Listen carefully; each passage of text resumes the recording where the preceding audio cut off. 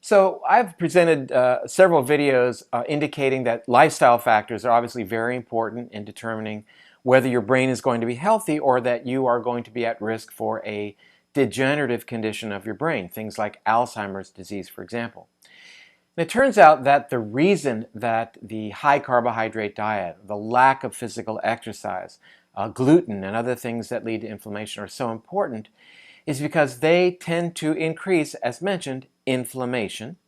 And the process of inflammation is tied in intimately with increasing what are called free radicals. So these are the two pillars, inflammation and the action of free radicals, that ultimately damage brain cells and actually lead to death of brain cells. Let's take a look. On this schematic, I've called your attention to the fact that inflammation increases free radicals, and ultimately that leads to the death of brain cells. And therefore, you might think, well, then I need to do everything I can to reduce this activity. And today, what I'd like to talk to you about is a notion of something called epigenetics.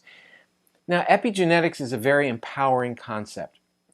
Epigenetics means that our lifestyle choices can actually influence things like reducing inflammation, reducing the action of free radicals. We can change the expression of our DNA.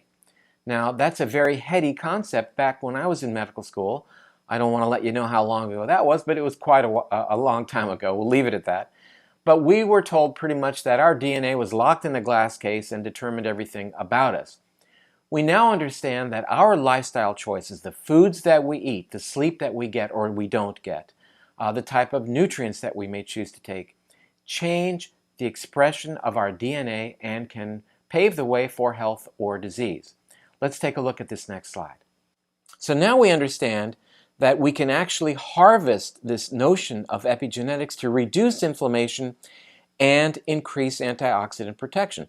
Those, again, are the two leverage points that we want to look at in terms of protecting the brain. Now, one very important epigenetic factor to consider is there is a pathway called NRF2. If we activate this gene pathway called NRF2, it reduces inflammation and it improves antioxidant function. And on these next images, you'll see that many things that we can choose to do will turn on the NRF2 pathway. This will increase the body's production of antioxidants, decrease inflammation, and in addition, an added benefit, it will increase the body's ability to detoxify.